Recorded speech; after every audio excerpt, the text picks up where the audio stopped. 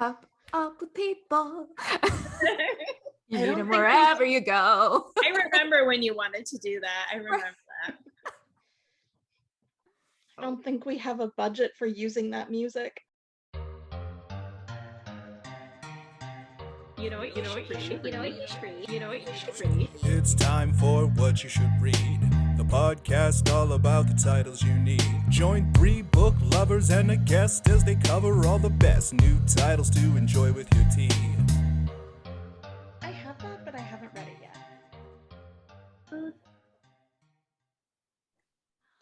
Hi, I'm Julia. I'm Rachel. I'm Kelly. It's surprise, it's me, Bekki. This is What You Should Read. The podcast where we should all over our books. And yes, today we have a fourth co-host, Bekki Fahrer. Hi, Bekki. Hello. Yay, welcome. I'm very excited to be here. I cannot tell you how much. Shitheads, as you know, Bekki is kindred spirit of the pod, and we have her on because today is our book club episode, and we are reading The Sparrow, which is a book that Bekki and I both read and loved many years ago and have talked about, and we decided to make it a book club pick, and we just said, why don't we just have Bekki on for the whole episode? That seems right. It felt right. Yes. Lucky you guys. I know. So let's just get into it. So Bekki, what are you reading this week? So I am in a myriad of book clubs because apparently that's my MO. And my Spec Fic book club is reading a book by Rebecca Rowanhorse, which all of a sudden I can't remember the name of. It's Black Sun? Yes, that's the one. Yes, I love that book. I'm halfway through the audio of it and I am loving it. And I can't wait to read more by her. I am also reading for my other book club, The Scarlet Pimpernel. So like Aww. completely different things. Yeah. And I just started Not the Girl You Marry by Andy Christopher. Yeah. So this is the second book by her that I've read because apparently I have to balance all the crazy stuff that I'm reading with, good brain candy. And then I'm also halfway through Legendborn. So Nice. Oh, I loved Legendborn. And in the book that I got for Book of the Month. Nice. Cool. Yes, I loved Legendborn. Oh, those are all great picks. Nice. Rachel, what are you reading? Well, I just finished The Sparrow this morning, and I've been it's funny because I haven't read much in the last week, so I'm not really reading anything new from last time, except I am listening to Apples Never Fall by Leah Moriarty on audio. So, which we talked about last week, that we got the ALCs for that. And I'm loving it so much. I can't stop listening to it. It's so good. And I don't know what I'm gonna read next. Probably pleasure activism, which I talked about in our main book haul episode. Or one of my new Kindle books, which I'll talk about in recent acquisitions. Ooh, can't wait. Kelly, what are you reading? So I am reading Conversations with Friends by Sally Rooney for my online book club. Book club is tomorrow night. I have to work tomorrow. I am 10% in and I have no attention span to speak of. So by the time this episode drops, we will know if I, succeeded or failed horribly, but I don't know. I like it so far, but no attention span. So at least it's not like a 600-page book or anything. Yeah, no, it's oh, sorry, Bekki. The book is full of like little vignettes that kind of get strung together. So if you just have not a very big attention span, read a vignette, put it down, go do something, read a vignette, come over to my house and wash my dishes, read a vignette, all this. Wait, what? That sounds great. I was telling Rachel, and nobody else heard this, but we had a boil water advisory in my area, and so just in my periphery is this huge pile of dishes that need to be washed that now finally I can wash, but Wow. Yeah. I feel like the real solution here would be for you to bring the dishes here where I have a dishwasher and you can do laundry because I have a washer and a dryer and there is no boil water advisory. So the plates will be clean and safe, and the clothes will be clean and safe. Nice. And, Yeah. you know, you can yell at me if I try to do something that isn't read Conversations with Friends. Ah, good plan there. Kelly, you should try Pomodoros. Have you ever heard of that? It's like a time on task like thing where you put a timer on for, I think it's like 20 minutes or however long a Pomodoro is. I can't remember, but it's like you do something for that amount of time and then it gives you a specific amount of time to like step away from it and then you come back. Yeah, it's like people use it for like studying all the time. Huh. I clearly don't use it that often because I can't even remember how long it's supposed to be, but you can get like an app. Yeah, that's amazing. I am also listening to Apples Never Fall by Leanne Moriarty on audiobook. I agree, it's really good. It's definitely a return to form for her. And I love listening to it because I love the accents. Yeah. The Australian accents. Caroline Lee, who is one of my favorite audiobook narrators. That's right. We talked about her on the road trip audiobooks episode. And I just, after I listen to it, I feel like I want to say no, I can't do it. I can't either. And it's this big trend on TikTok too about that show H2O or whatever about the mermaids, where people are always like trying to do the Australian accent, like, oh no, Cleo, and I can't do it. Oh no, it's a really hard accent to mimic, I have to say. I don't know how they're doing that. And then I think this is the third week in a row that I'm still reading Book of Longings because I had to put it down to reread The Sparrow this week. And yeah, I've just been so keyed up this week from work and just everything. That was the only thing I had, like the brain space to read. So I'm still liking it. It's a good book. It's just taking me forever to read for some reason. So hopefully I'll finish that soon and I can move on because I have a lot of fun books that I got recently. So yeah, if I finish Conversations with Friends, Apples Never Fall is going to be my reward. Yay! and either way, really, even if I fail, I'm going to listen to it, but not before tomorrow. Is Conversations with Friends, is that the one that was on the ALC? No, it's her new one. Her new one, right. Yeah, I've never read her before, so. Me either. Yeah. But we know Rachel's never going to read her. Just with normal people. That's right. Just that one. I read Conversations with Friends for a book club too, so. Yeah, I actually was reading your review and you said that they kind of reminded you of the Sense and Sensibility sisters. And I was like, I'm going to pay attention to that. But then I remembered that's not one of the Jane Austen books I've read. So I was like, well, it'll go right over my head. Oh, so. I liked that one. Yeah, me too. Yeah, the Dashland Sisters. Oh, yeah. So I don't know if the rest of you have read If the Shoe Fits by Julie Murphy. Yes, which is the first in Disney's adult romantic comedy things. It's written by Julie Murphy. And last week, Kathy and I were talking about how we really want to know what's going to come next. And best news, they announced it. And it's going to come out next year. It's a Beauty and the Beast retelling called By the Book. And Jasmine Guillory is writing it. It is the best thing that has ever happened. That's so exciting. Yeah.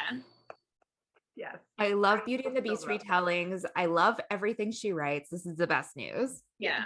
It's going to be great. And it's interesting because I like how Julie Murphy wrote the first one and she kind of how she had all her other published books are YA and this was her first like adult rom-com and it was very, very closed door romance. So I'm curious if Jasmine Guillory's is also going to be a closed door because she normally writes open door romance. So I'm curious. That's a really good point. It is Disney, so maybe it will be. But yeah, how's she going to do that? But she's still good at like banter and stuff. Yeah. Like it'll still be so great. Yeah, I seriously, I'm so excited. It's next year, which feels like forever, but At least we know. And I hope we learn about the third one faster than we did the second one, because they took forever between those two announcements. Yeah, it's true. I also heard Julie Murphy on a podcast recently, and she did say she's writing another adult romance, and this one will not be closed door. Whoa. Okay. Branching out. I know. I was like, that'll be new for her. So that's exciting, because I really enjoyed If the Shoe Fits, but I didn't enjoy it as much as the Dumpling series. Right. I definitely preferred Pumpkin and the others. But it was good. But I'm like, I'm curious to see what else she'll do in adult romance. Yeah. I think that's like the thing that is the most difficult, because so many of the old stories have things that make it so difficult to translate into what is actually acceptable today. Yeah. That it makes it leaves the door open for it being really stilted and contrived. And we all know that romance novels do have their contrived moments that happen in them. But that's always the thing that I'm like, I love retellings of things. I love, like, you give me a Jane Austen retelling and I'm there for it no matter what. But and same thing with, like, I love fairy tales being retold, but actually so many of them are predicated on such abuse that it's really difficult to switch that into something that's lighthearted and delightful and reads well in today's society. So anytime an author can do that, I'm like, woo-hoo. Yeah. Very good point. Yeah. And I do like what she did with it. Like there were certain elements that I was like, oh, I'm glad she changed that part. You're right. Like, she's confined by the blocks of the story, the beats of the story. So it'll be cool to see what she does when she is just like free. Completely unleashed. Yeah. Yeah. There was actually a really funny Facebook meme, and I'm sure you guys have seen it, where they have a therapist talking to all the Disney princesses. And the first one is she's talking to Aurora from Sleeping Beauty, and it was something like, "So you were unconscious. Do you think you could have given consent?" And oh wow. Yep. yeah. And other stuff too. And it's interesting because it's hard to look at things you've loved since childhood with that kind of a critical eye. Right. So yes, I am also happy that Julie Murphy updated a lot of things. And while competition, since it was a reality show, was obviously a big part of it, also, like, none of the women were really awful to each other for the most part. Right. So yeah, big fan. Agreed. And so our book rant, I think, is really interesting given the Sparrow that we're going to be discussing, because this is also all about faith. So the romance writers of America, they've been problematic for a long time. And recently they had the Vivian Awards, which is their big award. And we should probably say, like, last year Courtney Milan really called them out too for lack of diversity, right? Right. Yes. And the 2020 awards were basically essentially canceled because a lot of people, both judges and books, were withdrawn. And the RWA said that the contest, and this is a quote, could not reflect the breadth and diversity of 2019 romance novels and novellas, and thus will not be able to fulfill its purpose of recognizing excellence in the genre. And of course, everybody was like, we're going to do better. We're going to, we're going to change. We're going to learn. But like a bad romance. Yeah. They did not. It did not, no. And one of their specific awards was Best Romance with Religious or Spiritual Elements. And the winner for that is At Love's Command by Karen Whitmire. And the hero in this book was an active participant in genocide. And I have seen on Twitter that people are saying it's about Nazis, and it's actually not. It is the massacre of Indigenous people at Wounded Knee. And it's gross anyway that this is considered something that is worthy of a redemption award. But given that we have found across the US and definitely in Canada, all these bodies of children from the residential schools, it feels like a really bad choice. Like, and not even really bad, like deeply, deeply down to the marrow offensive. It's highly problematic, and it like shows that whoever was thinking through awards, whatever, did not even take the time to understand the nature of what's going on, which either means that people didn't read the novel but just read excerpts from it, which is problematic in and of itself for judging a book, right? Or Right. it means that they're so tone deaf Yeah. that they don't even notice that this is happening and should not be celebrated. Like even the idea of centering somebody who did something so horrendous with a redemption arc completely nullifies the damage that was done. And so it can't even be a, oh, we're trying to do better and so therefore like it can't even fit in that because it's just so it so misses the mark. Yeah. I also find it really unsettling that the argument in favor of this book is, oh, well, but because he finds Jesus and then stops doing the bad thing, like, you know, it's okay because the book is not saying what he was doing is good, right? It's saying like he found Jesus and then he stopped doing the bad thing. Am I right? That's the argument, right? I believe that is their argument. They released a statement and they point out that the category's very requirement is that, and this is a direct quote, the character can't be redeemed by human means. Only through their spiritual/religious awakening can they find redemption for their moral failings and or crimes against humanity. See, And yes, legitimate said crimes against humanity. That's just so problematic to me because it Yeah. reinforces this belief that you can only be a good person if you are a Christian. Yeah. And I feel like that perpetuates a lot of problems in society, like Islamophobia, you know, anti-Semitism. That is so dangerous to me. It'd be one thing if he was inwardly destructive, right? And then found religion and faith or whatever, and then like grew from that. But he's killing a bunch of people. Yeah. Right. It's like, well, he wouldn't do that if he just found Jesus, you know? Only people who haven't found Jesus do that. You know, because clearly we're the only moral ones. But no, I think Yeah. also the thing is like that idea that once I'm saved, then everything I've done has been forgiven. And Right. it's not even thinking through have I ever tried to undo any of the damage I've done? Have I tried to atone? Have I tried to make right? Like redemption is one thing, but like redemption so that you find love is BS when it comes to this. Like if your redemption arc doesn't include understanding what you did, what was wrong, working to make yourself better, working to undo the damage that you've done, and working to make sure that others don't make the same mistake, like then your redemption is null and void. Like Yeah, I totally agree. And I'm sure that wasn't explored. I mean, I haven't read the book to be fair, but I would highly doubt that all was explored.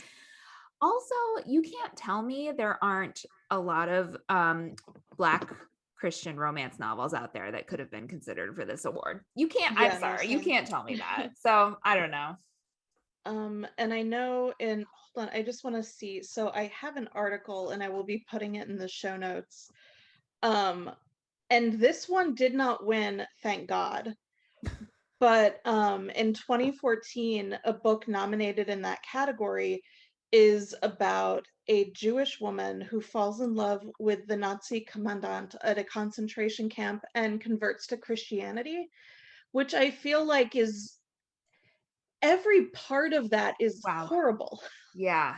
Oh my God. Like every part of that is just The worst. yeah. And you think it can't get worse, and then it's like, oh, it does. Yeah. Yeah. Seems to me this category in and of itself should probably not be a category. Yeah. No. I agree. Yeah. And I mean, I went through a very real phase maybe 15 years ago where I read a lot of Amish fiction. So like Yeah. throw that in the romance category, because none of them, at least of the ones I read, were you know, deeply horrible, offensive narrations. Yeah. But sure, this is all great. Right. When I read these articles, I just feel like I didn't have enough swear words for them. I think there's such a it perpetuates so many things in general, but it also perpetuates this idea that if I am the right kind of woman, I can redeem a man. And through my love and through my faith. And that is like one of the most problematic things, because it keeps people in abusive relationships. It perpetuates this idea that if a man is not like a true partner, he's still okay to be with, because what I do and my sacrifice and my piousness will then make my partner a better person. All of which is baloney, because it really doesn't happen. And so I think it does, like, even if it's like a fictional thing, that whole trope is very dangerous for people in relationships anyway, because it perpetuates a myth that is not healthy. So I have lots of feelings about this. I could take a whole episode and just rant. Yeah. So yesterday was our friend Shernay, Dr. Nay, her birthday, and she's been doing this for years now, but her birthday hashtag is Shernanigans. Awesome. Which I love so much. Yeah. Oh, she's so great. funny. Yeah. Happy birthday, Dr. Nanny. Yes. I hope you had many fun shenanigans. Yes. All right. So now to our next segment, which is recent acquisitions, where we talk about the books we've recently bought, borrowed, or been given. Bekki, do you want to go first? So I will go first with recent acquisitions. And so I don't know about the rest of you, but I know that some of you have in the past taken public transportation to get to and from work, which may or may not start back up again. Or you may be in a place where you're listening to an audiobook and nobody around you realizes it, because the little tiny earbuds are in there and they don't see it, and then they come and bother you, and that's a problem. Well, I have found a solution for this, courtesy of my friends Kristen and Joe Wood. They've got me a very, very handy dandy thing. It is this lovely handbag. See this with a little rotary phone? But the phone actually works, and I can plug it into my phone and make phone calls from my purse, or listen to my audiobook. So when I'm in the, subway and I'm listening and someone comes by, I can be like, oh my gosh. Wait, so it's a real phone? Yes. It has a little like attachment thing inside, like, dun, dun, dun, dun. See, I can attach it to my phone. Use it. Yeah. That's amazing. A delight. It is the most Bekki thing of Bekki's ever, and I will treasure it. I love it. Cutest purse I've ever seen. Right? I also love it.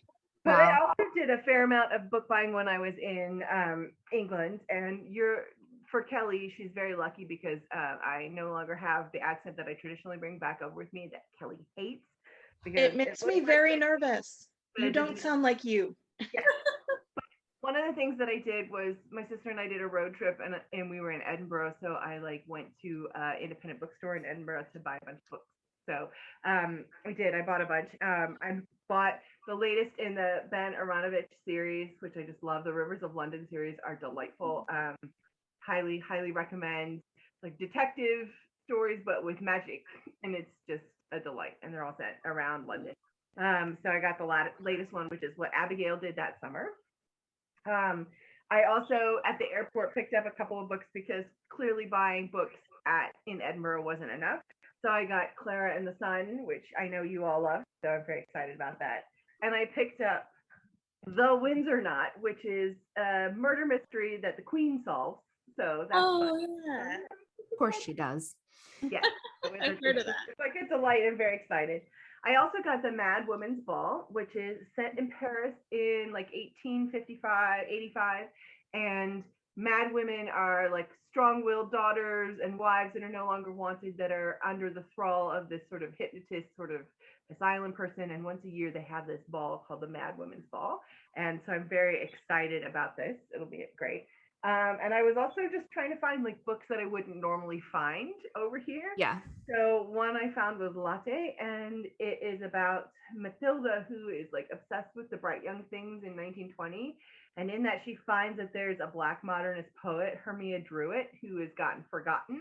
And so she starts trying to learn as much as she can about her. But there seems to be like a whole bunch of things that's going up, like some Black modernist art theft and some other things that are interesting. So I'm excited about reading that. And then the last one that I got when I was over there is called The Devil in the Dark Waters.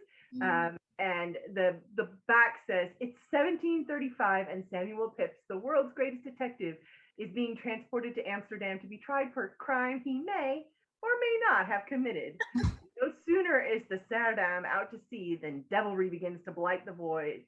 Strange symbols appear on the sails, livestock are being slaughtered, ominous whispers travel through the crowded decks, and then comes the first murder.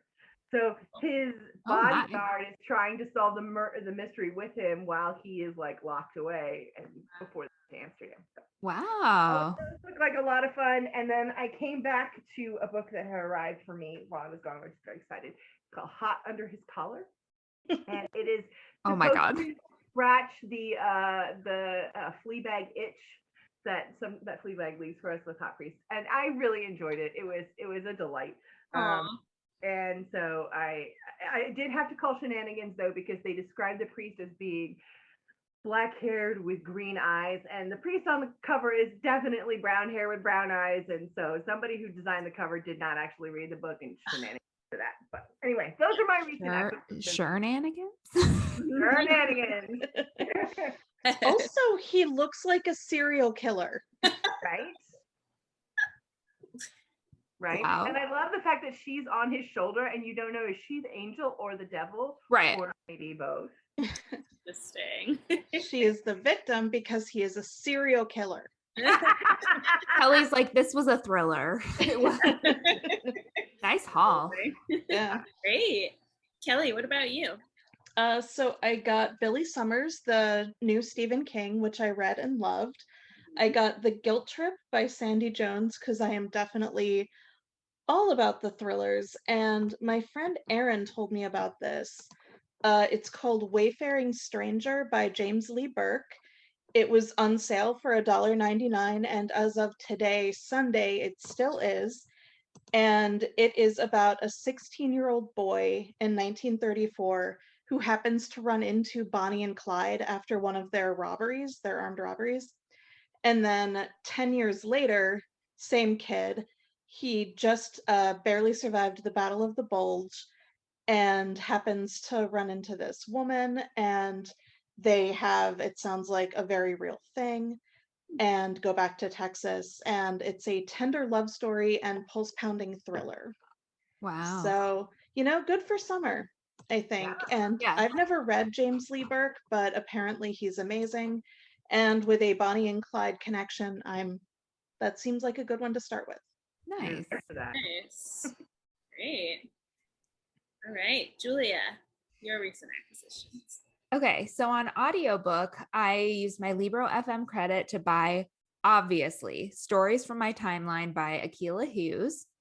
And this is her coming of age memoir that I guess is geared towards the YA audience. It's compared to Mindy Kaling's Is Everybody Hanging Out Without Me, and Tiffany Haddish's The Last Black Unicorn.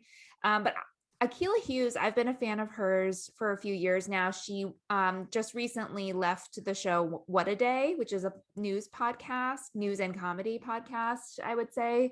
And she was the co-host along with Gideon Resnick. And she was just so funny. And like, I started following her on Twitter. I just think she's fantastic. Her takes are always amazing. So I saw she had a book and bought it immediately. And it's like a coming of age series of essays where she talks about coming from a small Kentucky town, and then at 15 years old, she was a spelling bee champ and graduated high school, and then moved to New York to become a writer and a performer and a comedian, and just like what to do once you've made it, like what happens then, because she had a lot of success at a very young age. So I'm really excited to listen to that.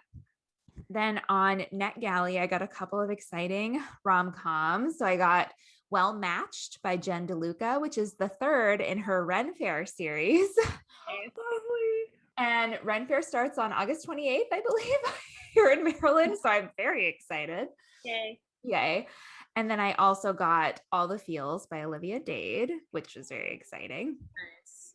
Nice. And I got and then I got another print galley, The X-Hex by Erin Sterling, which was sent to me by William Morrow. So thank you for that. I can't wait to read that. And then so yesterday, Dorian and I decided to go take a bike ride, and we did the BWI trail, which is a 10-mile loop. We did 15 miles because we missed the very last turn. Like, we're at mile 9, and the last turn, it's very clearly marked, but we missed, one of us missed it. One of us saw it, but another one of us was way ahead.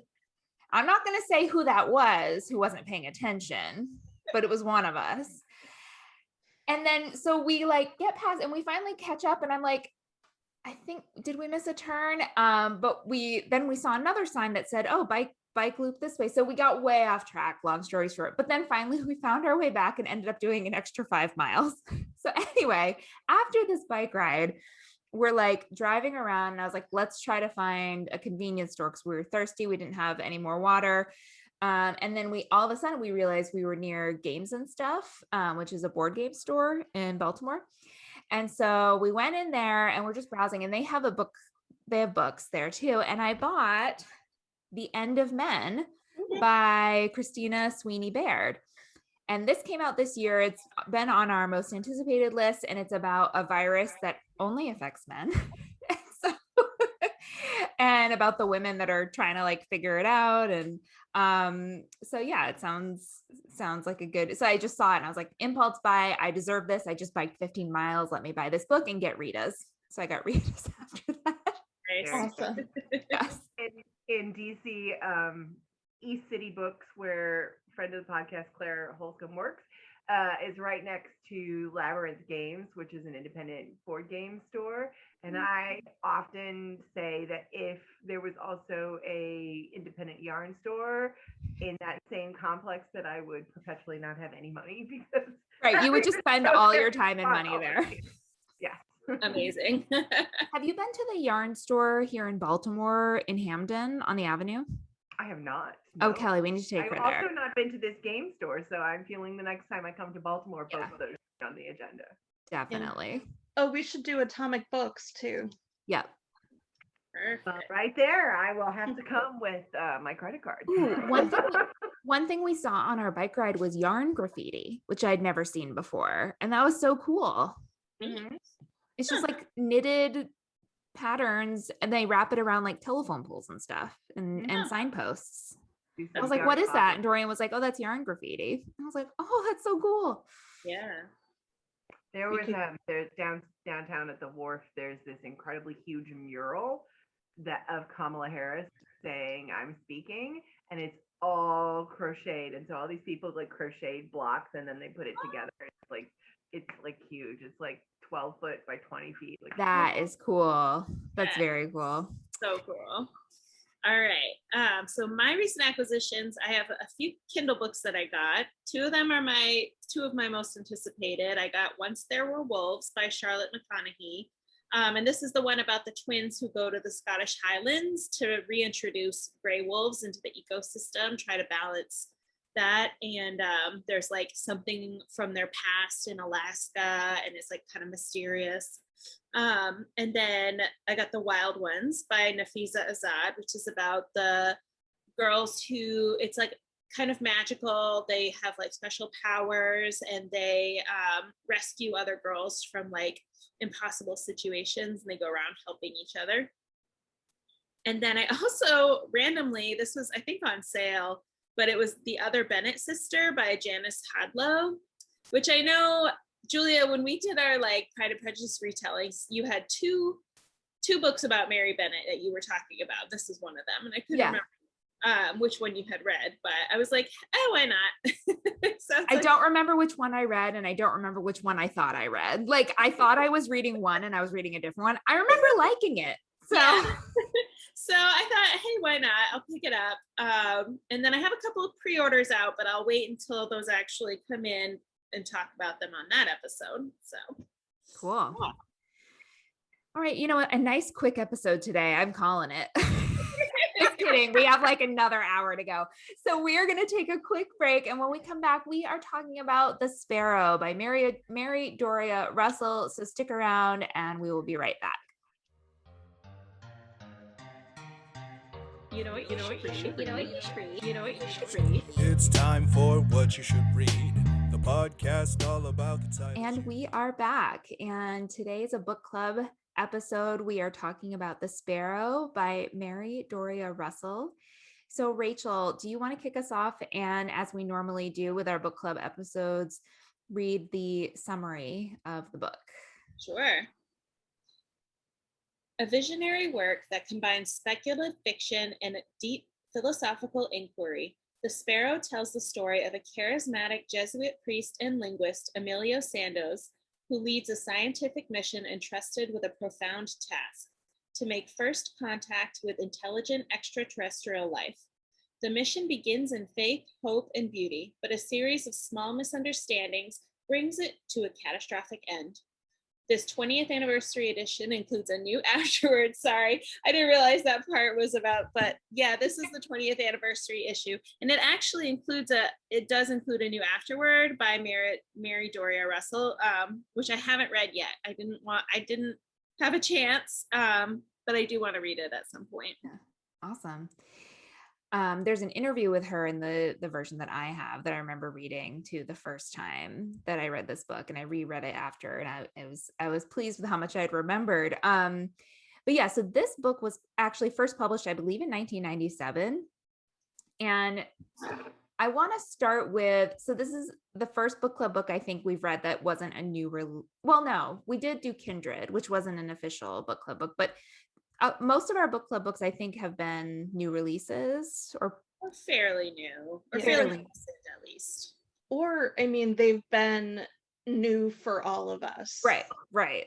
And this is the first one where it was a reread for me. And Bekki has also read it before. And I don't think I'm misspeaking here when I say it was kind of an important book in your life, Bekki. So one thing I wanted to talk about was just what was it like rereading this for you all these years later?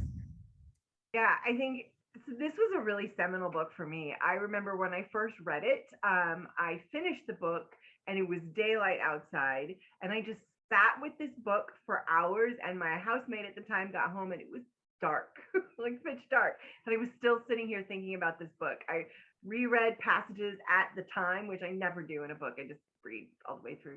And so it just was so much that I was absorbing. So coming back to read it again, having proselytized this book to so many people and gotten so many people to read it, including my parents, I was very trepidatious actually, because so many books that have meant something to me have been tainted over the last number of years. I mean, I'm looking at Orson Scott Card over there, and J.K. Rowling's down there, and right behind me here, Laura Ingalls Wilder, like these books that I remember being so important to me, and then coming back to and being like, ooh, that doesn't age well, or this author has done something that makes this not okay anymore. And so I was just kind of trepidatious that I was going to read through this book again as a different person than when I first read it, and not feel like it either didn't match up to my memory of how important it was, or that there was going to be something in it that's going to make me not be able to love this in the same way anymore. Yeah. And I guess maybe we shouldn't spoil it to see if you if you do think that it stood the test of time. I mean, I will say I had the same trepidation. I was like, oh no, what if there are some, parts in this that I don't remember that, me today as a reader, I wouldn't. And for the most part, I feel like she's obviously very progressive and on the right side of a lot of issues, but it was interesting to me how so many issues that were talked about definitely were discussed through the lens of the 90s. I felt like, especially the way they talk about gay people or prostitution. It's just a different lens, I felt like. And I do know it's, partially because the main characters in this book, a lot of them are Jesuits and very religious, but still it just kind of felt like, oh, it's this big secret that this one character is secretly gay. And I don't know, I feel like today that wouldn't be, even though he's a priest, it just, I don't know. I just don't feel like it would have been handled in quite the same way. But for the most part, I enjoyed my reread of it.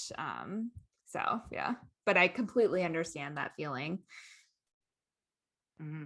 And I feel like for me, it wasn't groundbreaking in the same way. Like I didn't dissolve into tears like I did the first time. But I did feel like there were sections of it that didn't resonate with me as much the first time that resonated with me a lot more now because of who I am and the journey I've had since I first read it.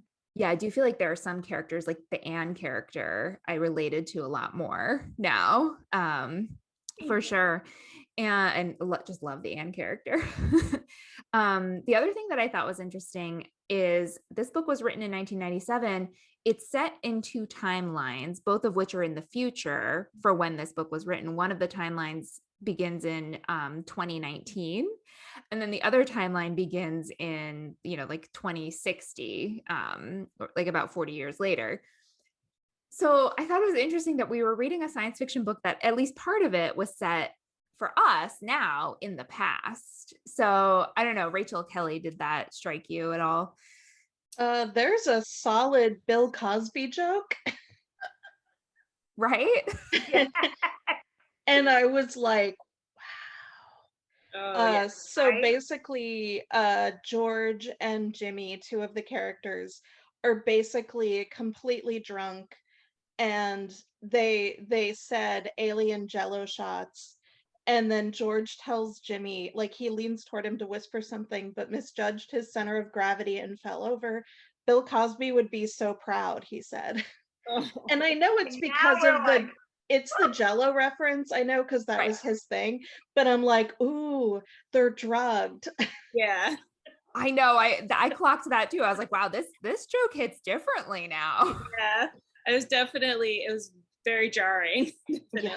They also talked about like Texas Republicans. Yeah. I was like doing my math. I'm like, but you don't. Oh yeah, George Bush Sr. I forgot about it. Exactly. Yeah. Oh man. The whole like when there were contemporary references, that was probably the funny part of the book for me. Is just like how they refer to those things. And I thought it was very interesting in the Imaginary 2019 in this book, they were talking about television, and someone was thinking, oh, Sofia is probably too young. She might be too young to remember television. And I'm like, what? Yeah, she's in her 30s. Yeah. Even in the context of writing this, didn't make sense, but I just thought that was funny. I was like, wow, they didn't think TV was going to be a thing. Oh yeah. There's also a whole joke about the Cubs never winning the World Series after like centuries. Yeah. It's just funny, and it's like not a huge deal to me that some of those references don't pan out. It's like whatever, but I did think it was interesting. There are some things that I feel like, well, maybe it's not exactly the way she imagined, she did get right. So one of the characters, Sofia Mendes, is basically an indentured servant. And she's a very brilliant young woman who is contracted to basically create artificial intelligence programs. So her job is to go and learn how someone does their job and figure out if they can automate that in some way. So she's they call her a vulture because they do not like, if you're in a job and she's coming, you are not happy. Yeah. But she does not get paid for this work. She is paying off a debt for the training, and she's basically indebted to this man who paid for her training. It's for an indeterminate amount of time, it seems to me. So, and I wrote down, and Bekki apparently wrote down the exact same thing in the margins. Is this any different from student loan debt? Mm-hmm. Right there. And I mean, sure, you could make the argument, the student loans that are federal loans, typically like, lower interest or whatever, but a lot of those loans get privatized and sold off, and then they're not. And those loans, people had to keep paying them during a pandemic. So I don't know. I just thought that was interesting. Yeah. That whole concept just was like, to me, I was like, yeah, I can see us getting here without too much. Yep. Yeah. It was definitely, when you mentioned that, kind of hit me, because as someone who graduated with more in student loans than I made in a year at that point, those definitely, they feel very crushing, and they do feel like they sort of, that my life is sort of on hold because of them. So similar feeling. Oh, yeah. Okay. So I don't even know where to. One thing about the difference in the future thing is the in the way future in the book in 2060, they talk about how like wood fires are banned, and I'm like, yeah, that seems like it'll be a thing. That like, the resources will be so scarce that burning wood, it will be considered a luxury. So yeah, that seems like a real thing. And they have also, like 16 billion people by the time 2060. It's like, yeah, seems real too. I was just gonna say that also, then the crushing poverty that people are already in, but it'll be even worse if we don't figure something out. She didn't really talk much about climate change, which I thought was interesting. That wasn't a big part of it. I wonder if in her universe they figured something out, because science is so advanced. Could be. But I don't think that we could propel an asteroid to another planet. I'm very skeptical of the science in this science fiction. And I know it's a parable. I know it's not. And she does a good job. She was a technical writer. She wrote technical manuals. This was actually her first novel, which I thought was very interesting. So I think she does a really good job of, trying to explain how this could be possible. But at the end of the day, I do think it's possible that if we found life on another planet that was only 4 light years away, we could figure out a way to get there. I don't know that building a spaceship on an asteroid would be what we would do, but who knows? I'm not an astronaut, so I don't know. It feels like something Donald Trump would have suggested. Let's just take this space rock and send ourselves to space right after we nuke the hurricane. Yeah. But it's interesting to me because the last book I read about going out to space and was Project Hail Mary. And the problem with that also was, how do we have enough fuel to get that far? That's an issue, right? And so in this book, it's, we can mine the asteroid for this compound that will create fuel. Yeah. Interesting. Yeah. So in this book, we have a lot of things that I love in books. It's a space book. We have a book with a very strong friendship group. It's kind of a band of misfits in a way. We have the main character, Emilio Santos, who is a Jesuit priest who grew up in a very poor neighborhood in Puerto Rico, and he befriends Anne and George Edwards. Anne is a doctor. George is I guess engineer, wasn't he? Engineer. Engineer, yeah. Mm-hmm. Scientist. Both, yes. They are a married couple. They don't have children, and they just form this strong bond with him. And when he gets sent back to Puerto Rico, he's always being sent to these different places. They follow him and decide to kind of help out in this neighborhood. They meet Jimmy Quinn there, who he's keeping an eye on the stars, right? I want to say like one of the guys in NASA who's like, he's an astronomer, right? Yeah. So I he's always picture him as Stephen Merchant in a way. oh Like tall and gangly and like kind of awkward and not quite, yeah dirty, but kind and yeah. Yeah, and then there's Sofia Mendes, who we've already talked about, who she gets assigned to Jimmy to learn to do what he does. But in the course of this, he discovers that there's music being broadcast, and it's only possible that it's coming from extraterrestrial life. So it's not of this world. That's one timeline. The second timeline is 40 years in the future.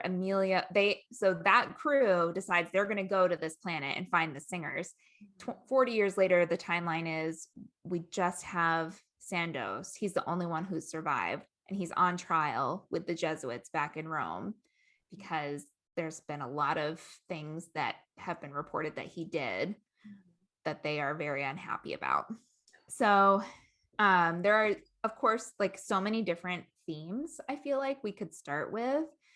But I kind of want to talk about just like the idea of space exploration. And, I do feel like if we did discover or have a sense that there was life on another planet, we would go, right? There would be no question that we would figure out a way to go, or try to anyway. But I think a big theme of this book is like the moral implications of that. So yeah, I think maybe that's a good place to start. Yeah, it's interesting because the Jesuits kind of planned this trip without really going through the UN or any like governing body of any kind. They consider it kind of a mission, a mission trip. So is sort of in my mind, I'm like, how does it compare to the missionaries of today that go to like, a developing country and kind of, quote, help out and like bring resources, but also like sort of the point of going is, check out our cool religion. Right. Yeah. In some ways, I think it's really like, it's really fascinating that never along the lines is this conversation about proselytizing in the same way that I think the missions of the Jesuits in the past have been about, we're going to go and save these poor wretches of whatever's, which is, yay colonialism. And by yay, I mean really bad. Right. But I think there's so much that like, there's so much of an idea that, oh yay, we us who are intelligent get to meet other uses that are intelligent, and it's like this unspoken expectation that even though they're different, that there's probably going to be a lot of similarities, the way their culture works, the way that they're singers, they have like all these things, so clearly it's going to be something analogous to what we have, which is an incredibly that's a very arrogant assumption to make to begin with. And I think if we look at like the Star Trek genre, like they have that like no contact, the prime directive thing, unless it's going to be like catastrophic to not intervene, you don't, because you don't stop the trajectory of a culture that's already establishing itself. And that kind of is a little like ethical thought about that. But I think the other thing to think about is it actually safe for us to go to something like that? Because what if they don't know we exist and now they do, and that's opening us up for some danger, i.e. the third body problem with Shizin Liu, and that sort of idea of space travel. Whereas if they know we exist now, oops, we're targeted. Right. Yeah. Really isn't the best thing to go to, but Okay. It's a good point though, that the goal of the mission, it does feel like a mission in a lot of ways. There's a lot of talk of this is God's will, this is how God wants it to be. But yeah, you're right. The goal wasn't to convert them all to be Catholics, right? It was, I mean, they sent non-Jesuits up. They really, like, the goal really was, we know they're there, we must know them. God would want us to know them. Yeah. And I get that. And I even taking God out of it, I would be like, yes, of course we must know them, we must find out. But there wasn't a lot of thought put into how is our presence there going to affect them. Right. There was almost no thought put into that. It was all about what we were going to learn. Right. And I think you see in the book, there is a fatal error that's made. And I think we're probably past the point of spoiling this whole book, but spoilers. So they plant a garden on this planet, which is Rakat. That is the name of the planet. And planting a garden with earth seeds, they are like, oh, it shouldn't disrupt the ecosystem too much, it'll be fine. But it sets off this whole political war that then we've just like disrupted, and their whole like political structure, the way that they have decided to maintain the surplus population on their planet. And I just thought, like, wow, no one even thought of that before deciding to plan it, because we hadn't bothered to take the time to learn how things worked there and consider that it might be different than how it works here, and I think that, like, another thing that struck me was like, yeah, the things that they were missing to eat, right? It's like, okay, but if you are going to another planet, it's kind of like you have to have a potato, like, shouldn't you just deal with it? I mean, you are the invader. Right. But I mean, obviously, if I were on another planet with no hope of returning, I also would want a potato. So I get it. I mean, like in The Good Place, right? Unintended consequences. Right. It's what dooms us all. And I understand how planting a garden, how they didn't think that it would basically ruin the entire civilization and the balance that had been created.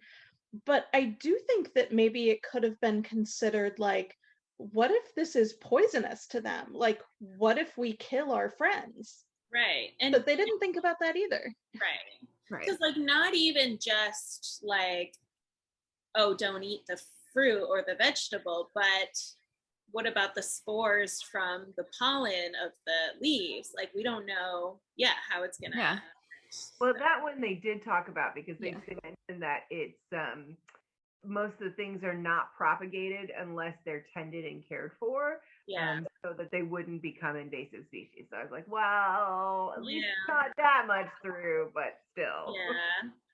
I mean, but they said that if it wasn't tended, it would go away in a year or two, and you can do a lot of damage in a year or two. True. Right. Yeah, I mean, and they did say, well, I mean, we've landed here. We've already disrupted their ecosystem. So the damage has been done. So they're like, oh, we can do whatever we want now. But I just think that there was a lot of hubris. And like hindsight rather than forethought. Yes, exactly. So Bekki, I know you wanted to talk about, and this kind of, I guess, dovetails with this nicely, the question of purpose in the book. So do you want to talk about that? Sure. So, I mean, I think that to me, the core of this book is asking this question, like, what is our purpose? Like, do we have like a specific, like, God created us for this specific role and time and place and whatever? Or do we have like a general purpose of like what we owe to each other, aka the good place? Or is it like you just do whatever and find your bliss where you find it? And I think we find a lot of these like kind of conversations intersecting in this. Like, part of Santos's like overall thing is he comes to this belief that actually he was created for this purpose and is finding God in this moment, and then this purpose led to like utter ruin and like where he was physically destroyed and psychologically destroyed, and everybody he loved and cared about that he brought along for this moment were destroyed too, and it broke him. And not understanding, like, is this a divine comedy? Like, because everything seems to be looking like God is doing this, and then I'm left with this broken piece, or is it like that we're on this adventure? Like, I felt like Anne was very much the embodiment of, I'm going on an adventure. Like, everything she did was, ooh, is this good for this moment? Then I'm going to do this. Like, I can live fully myself in this moment, in this place, if I do these things. And I think that's who she became in life as she grew. And it just makes me like wonder a lot, like, do we have a purpose beyond just what we owe to each other? Or even, is that our purpose if we are just like a cosmic accident? Yeah. What does that mean for who we are and who we're supposed to become? Which is a very deep philosophical question. Why there's a whole book. Right. Yeah. For me, it's a lot to worry about what my grander purpose is, because I think for me, it feels like I'm setting myself up to be disappointed in myself. And I very much like the Anne way of living, which it felt like she could be happy and content no matter where life took her. And she made choices, she wasn't just a passive participant in her own life by any means, but you see her inner, thoughts of like, oh, if I make this other choice, this could happen, right? And I could be happier. I could be happy in that life too. Or what would it be like if this happened? But whatever happens, she kind of just like is plucky about it and makes the best of it and contributes and is smart and capable. Whereas Sandoz just wrestles the whole book with like you said, what his greater purpose is. And like, eventually he seems to think like God has this like purpose for him. Even up until the very end, even the moment before he is physically abused by one of the characters who's there are two species on this planet, the Runa, who are like kind and they're vegetarians and they befriend the humans, and they all kind of like they have this great experience with them, and then they meet the predator species on the planet, which I thought was interesting too, how there were two sentient species on the planet. And the predator species, he ends up being, like you said, physically destroyed by them, by one of them, or many of them. But even up right until that moment, he's thinking, oh, I'm about to meet this person who wrote these songs that we were hearing. This is why I went through all this. The God made me go through all this for this moment. And isn't this great? And then it's like, he's destroyed. And it's just like, wow, he held on to that even when all evidence was to the contrary at that point, I think. Like that was even after the hand. Yes. Yeah. Yeah. They like mutilate his hands, which was like a cultural thing they did there. But obviously for a human, it was, just maimed him basically. Yeah. And then in the way kind of his, after that whole like that part of it, where then he is brought back to Earth and is trying to physically recover and emotionally recover, and then he just wants to either be dead or just he doesn't want to believe in a God that would do that to him. And then he has this moment of confession with the other priests where he tells this whole story, which we could have a whole other conversation about. But and then afterwards, he does kind of have this sense of peace and acceptance about it, where he's like, I'm not really necessarily saying that I am okay with what happened, but it's like he's ready to move on with his life. Well, I think that's part of what packs such an emotional punch in this book, is that it's not just like a timeline that goes, that you're simultaneously getting the joy and the giddiousness of these relationships establishing and then finding this mission and this purpose and going. At the same time, you're seeing the broken lone survivor, Santos, who is self-flagellating and existing in such pain because he feels like this is all his fault. And those things are going simultaneously until you come to this moment where they connect in the telling of a story and the actual happening of the story. And whew, like he can get you. Yeah. I think the thing about Santos that's interesting to me in the rereading, like I think when I read before, I was much more cognizant about this question of what is our purpose and does God have a plan for us and is there a plan, whatever. But this time around, like in this season of my life, one of the things that I've been kind of wrestling with is saying goodbye to the things that are not going to be possible anymore and grieving the loss of dreams that will probably never be a reality, and kind of wrestling within those spaces.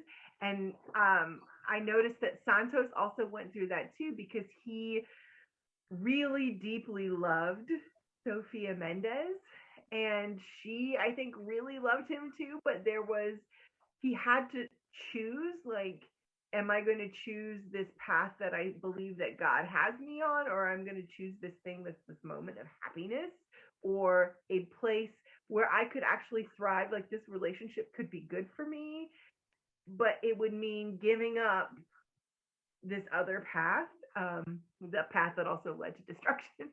But I just found that very interesting, because then he went through this period of like grieving, and like, I'm grieving the loss of what could have been that will not. And I just think about that, like those moments, those sliding door moments where if I had made this choice, this would have been good, good in this way, but it also may have had these consequences. Yeah. If I had chosen this, then what?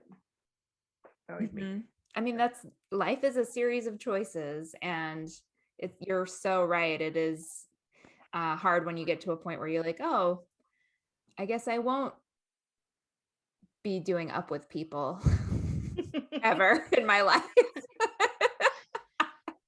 Yeah, I guess that mine from way back. I guess I won't be doing that anniversary of Hands Across America. Up with people was cool, don't lie. Up with people. You need them wherever you go. I remember when you wanted to do that. I remember that. I don't think we have a budget for using that music. I think my senior year of high school might have been the last year they did it. Which was sad. I know. I had a friend who doesn't forget.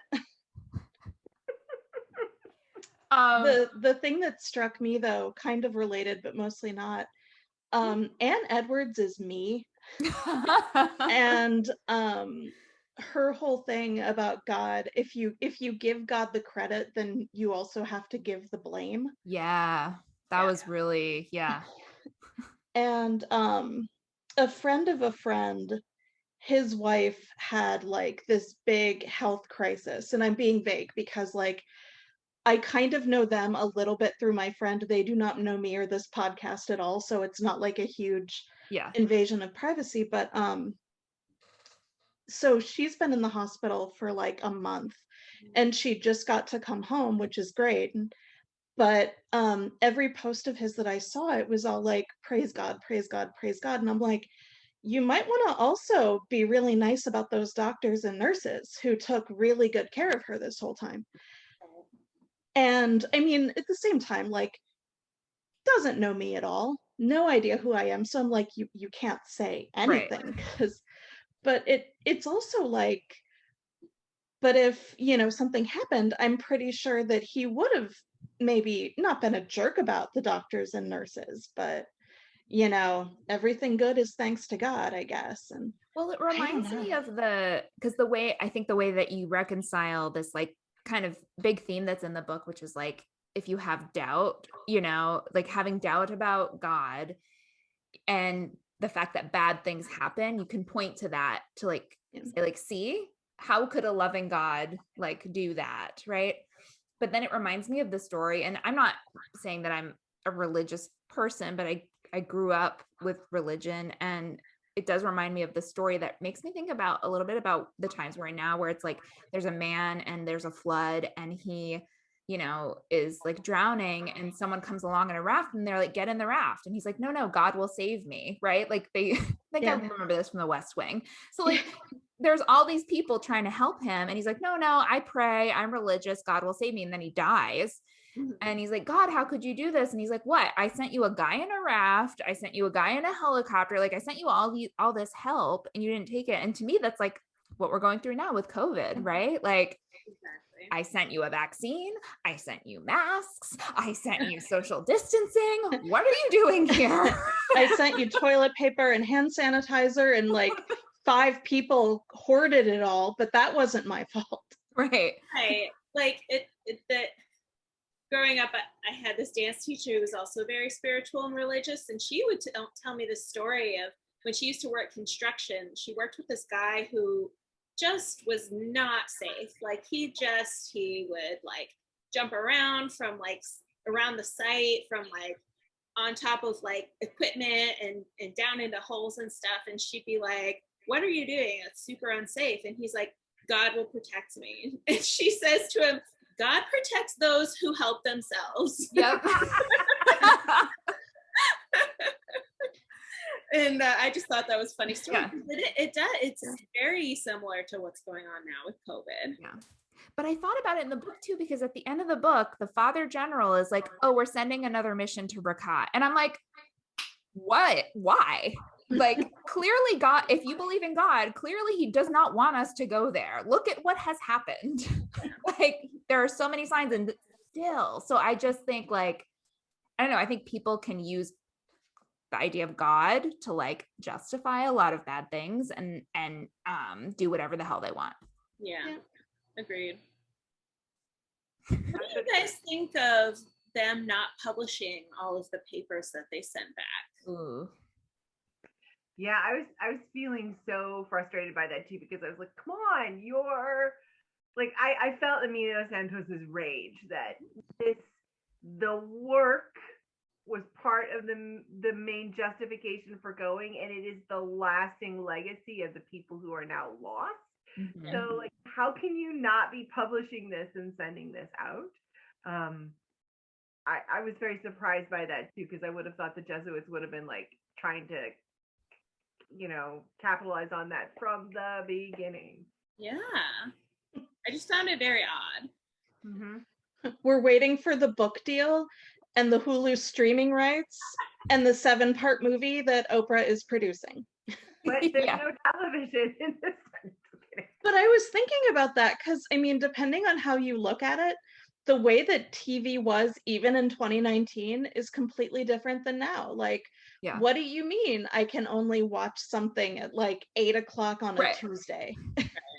Unless you tape it on your VHS. Yes. Yeah. Oh, also there's one part where Sandoz wants to tell Anne and George something right away. So he pays extra for what they call a viewer. So he can see their faces when he calls them. And I'm like, you mean he used his smartphone? Well, maybe he's over his data. He had to pay extra. Yeah. It was just funny to me that it was like so much more to do that. Yeah. Yeah. Oh my goodness. Kind of going back to the question about like food. So there's one part where they realize it's going to be slim to none possibility that they will get back to Earth ever, because they're out of fuel, and they start like fantasizing about all the food that they're going to miss on Earth. So what do you all think would be the thing you would miss the most if you were stranded on another planet, never to go back? Chipotle. Really? Wow. That's amazing. That's funny. I eat there a lot, you guys. I would say cheese. Mm. And not that you couldn't make cheese on Rakat, because there are mammals there. Right. But it's just different. Yeah. It would be a different kind of cheese. So like, I mean, here I eat cow's cheese, I eat goat cheese. And there are no cows or goats on Rakat. So even if we could make cheese, it would probably not be any right. Earth cheese. Yeah. I don't know that I would have a specific food because my favorites and tastes change all the time. But I think it was Sofia mentioned going to the grocery store, and I just think I would miss the choice. The choice of being able to be like, oh, today I want bacon and eggs for dinner. Nope, I gotta have what we have here. Or to choose, like, do I want to eat tilapia today? Or do I, like, whatever it is that I want. Or, when I'm really bored, I am just gonna order out, right? Yeah.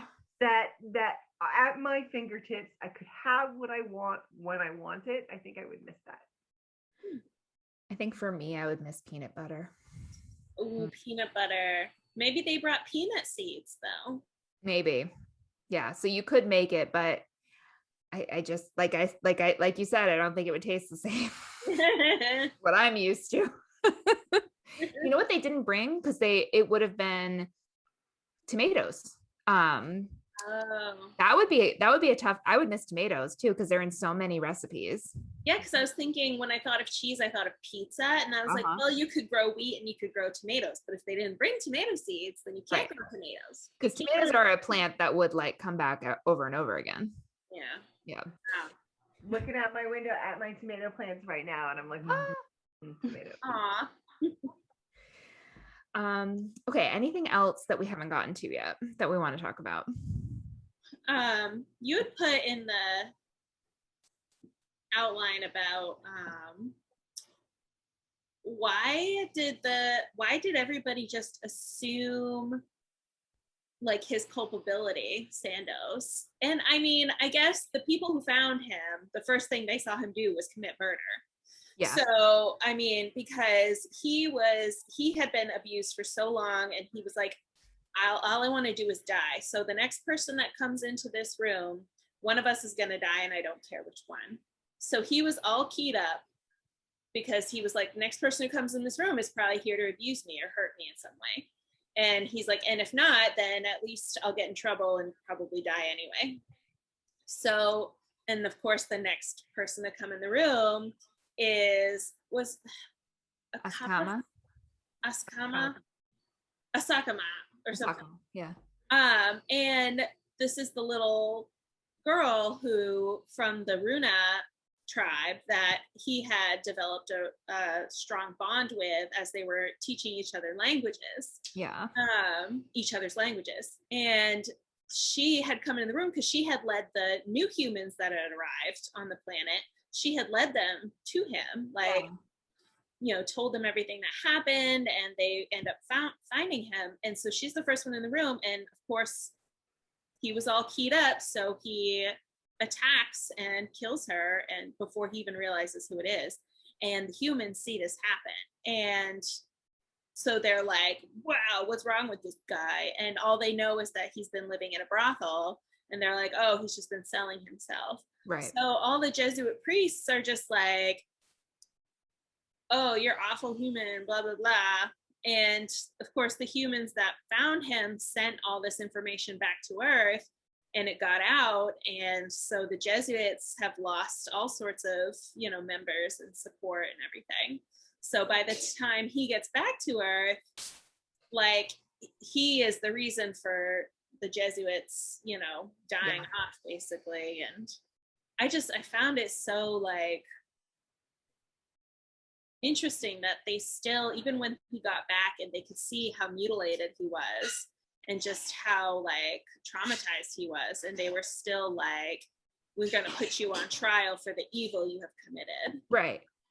Oh yeah, it was frustrating to me that their biggest hang up was, you did prostitution, also murder, but mostly we're mad that you were a whore, like, like, I don't know, it just was like very focused on that. And it's one of those like 90s lens things. The way we talk about sex work now, I think, is a lot different. And like, to us, it would be immediately apparent he had been trafficked, right? And forced into sex slavery, basically.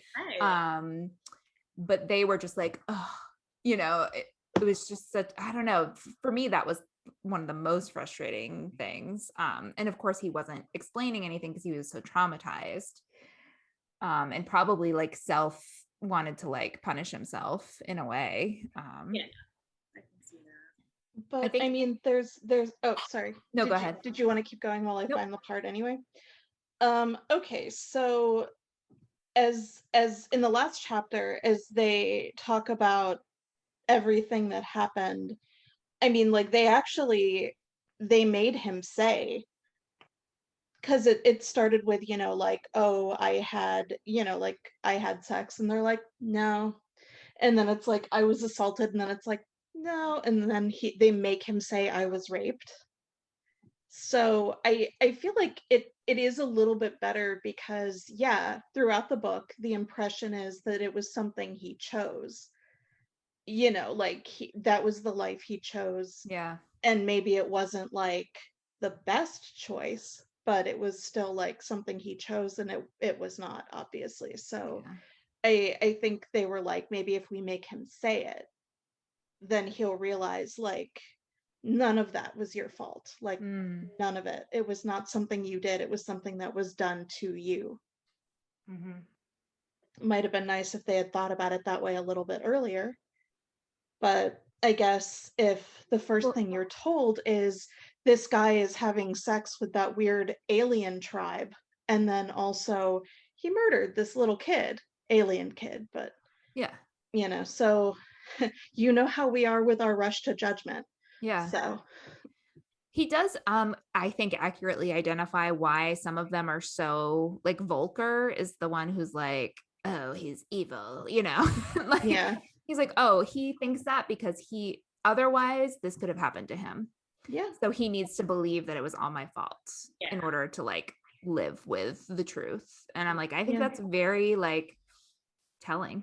Absolutely. Like, because, and it comes back to blaming God, like if this is something that happened to me and not my choice, then they have to believe that either God is unjust or maybe there is none.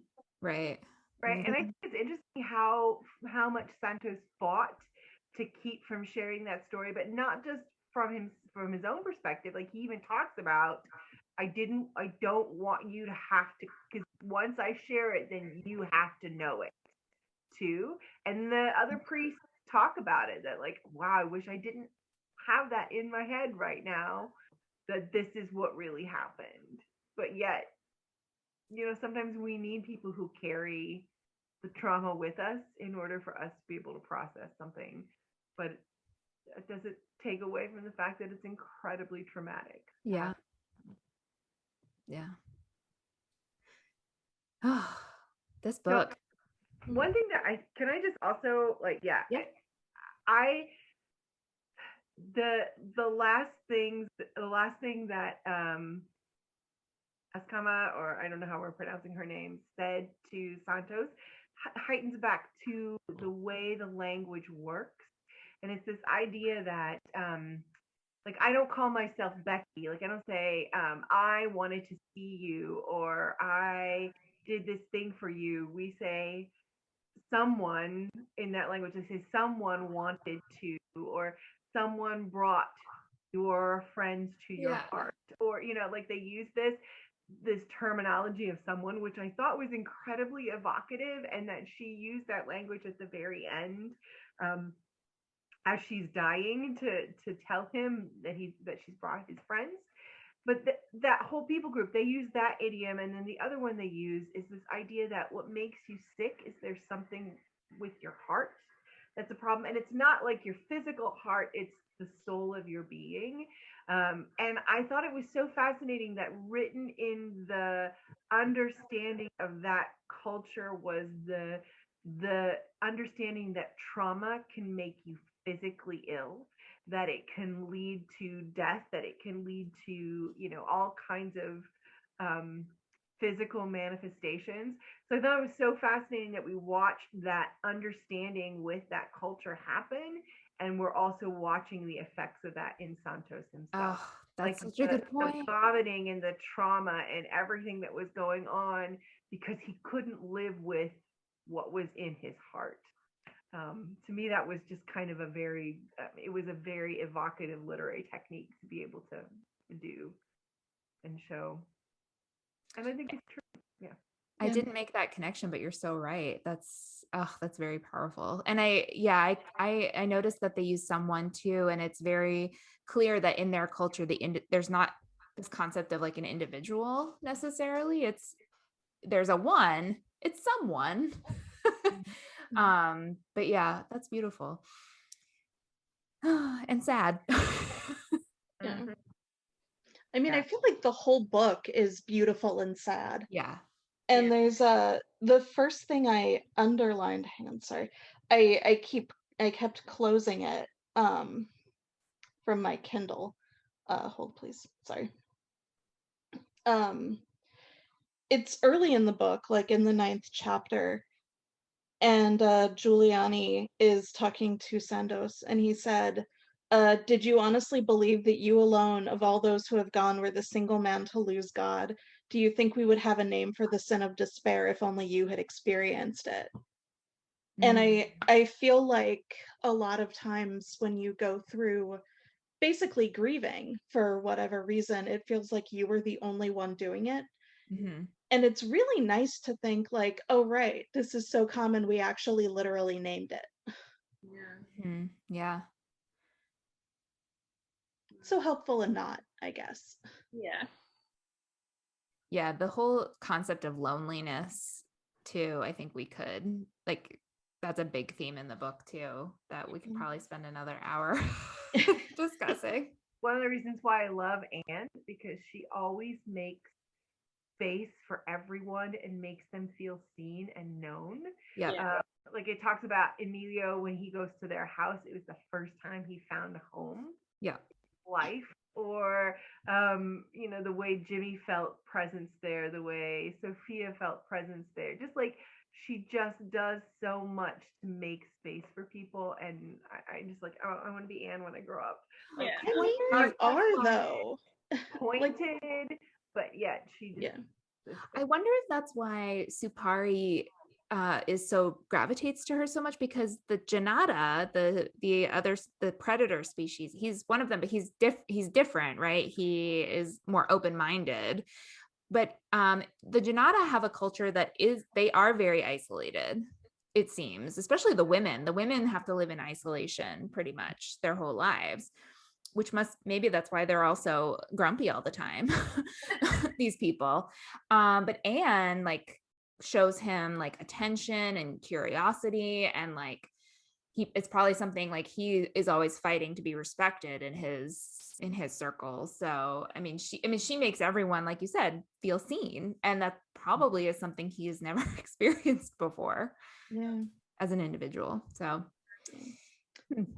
But also, Bekki, seriously, you are though. Like, all you do is take care of people and love people and listen to their stories and feed people. So, I mean, you are the Anne. Yeah. The Anne of the pod. I feel like she's Molly Weasley if Molly Weasley had never had children. Fair. But, I love how there's always a dinner party at their house. And she's so good at knowing exactly what to cook. Yep. Somebody. To make them feel at home.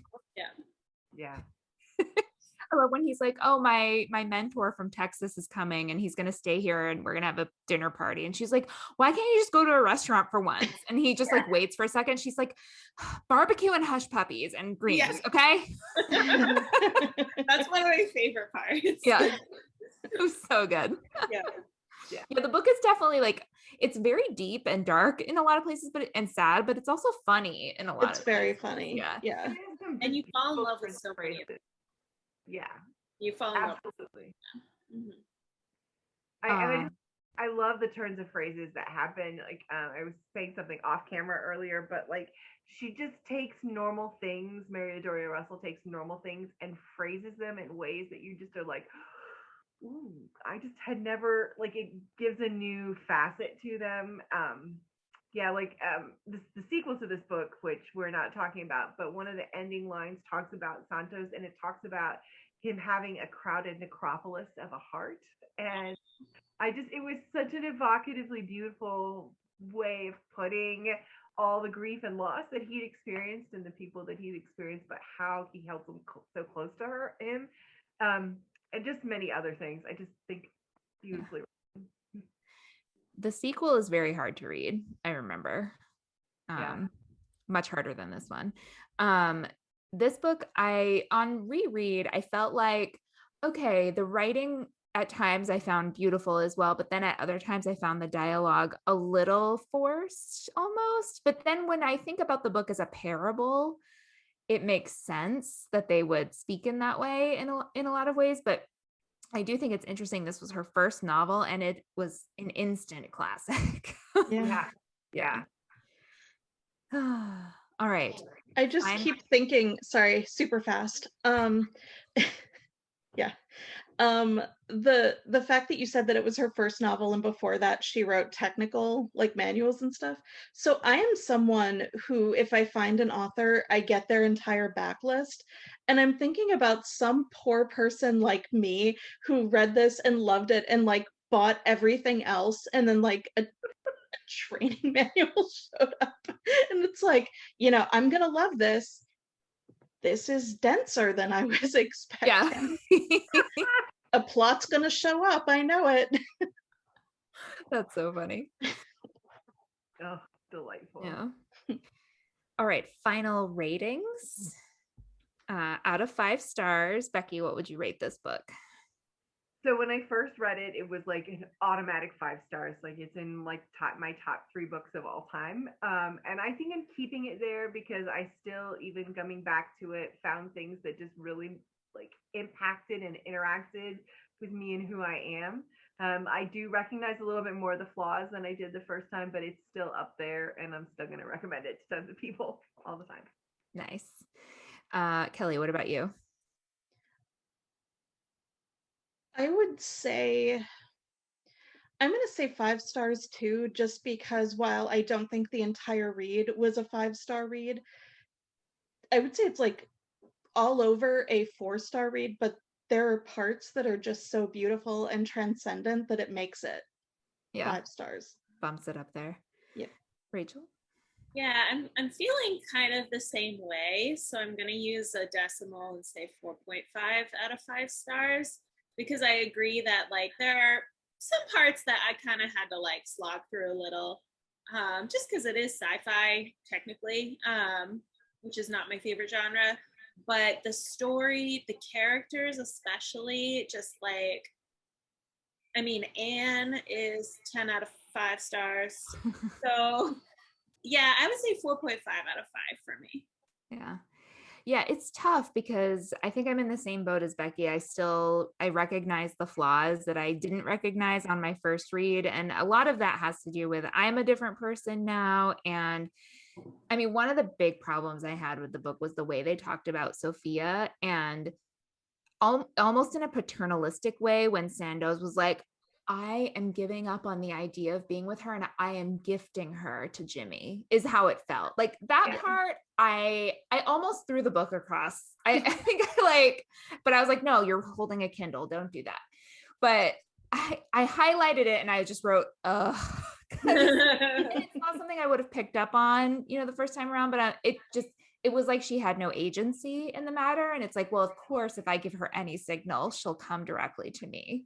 If not, she'll go to Jimmy, and so that for that reason, I think I'm knocking it down to a 4.5 as well, but it's still like, I do think that's maybe just like different time, so, but yeah, with all that said, it's got everything that like my perfect book would have, it's like, it's a set in space. It's got meeting extraterrestrial life. It has themes about faith and philosophy and like big questions. And I love books like that. It has a strong friendship group.